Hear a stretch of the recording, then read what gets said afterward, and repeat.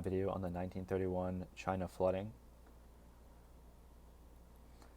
Um, so the weather patterns that caused the flooding were heavily due to the fact that China was in the middle of their summer monsoon season.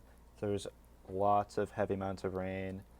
There's about 8 inches per hour recorded in the city of Zhangzhou, which, for reference, usually it's about 26.5 inches per year recorded, so it was extreme rainfall. And this led to the overflow of the Yangtze River, which is a river which was flooding all of the area. And also 2 years prior to this, China had some very harsh winters, so there's a lot of buildup of ice and snow everywhere, and then it melted right around the same time as the monsoon season, 1931. So this also contributed from all the melting snow and ice as it flowed downstream to all the flooding. This is just a picture from within China during the flooding, and you can see where I have an arrow, there's some roofs, and the houses are completely submerged. And floodwaters did get as high as 30 feet. In this photo, it's not 30 feet, but in other areas it was. And there was a very large region covered by the flooding, somewhere between 50,000 and 60,000 square miles, so it was massive. And the frequency of the flooding was definitely altered by the vast amount of precipitation patterns that intensified over all the provinces. And urbanization and deforestation of the natural landscape are the anthropogenic factors.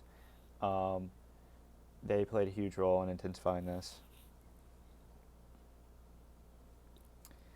So there was massive social and economic impacts. There was a displacement of millions of people all over China. An estimated 200,000 people were killed directly from the floodwater, but it could be higher. And there was millions more killed from the famine that it caused, and also just diseases that the water could have infected them with because it was contaminated water. Overall, about somewhere between 30 to 50 million people were affected across all the provinces.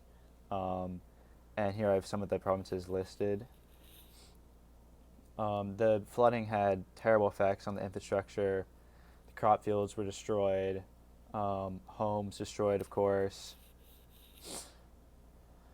And the water obviously flowed into anything it could, meaning a lot of reservoirs that people would use for drinking water and other reasons for using water.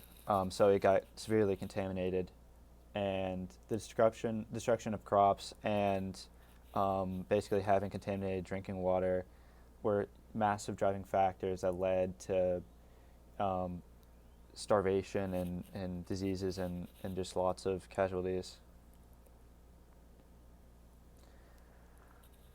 So in response to the flooding, there were some mitigation strategies employed.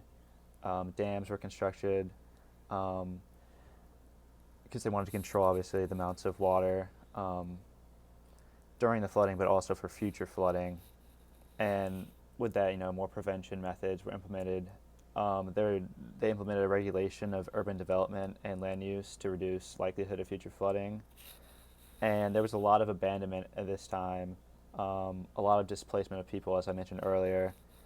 And so also prevention plans included evacuation plans, and also some stronger infrastructure was in their planning to combat this. And these are just some of the sources I used for some images and the websites. Thanks.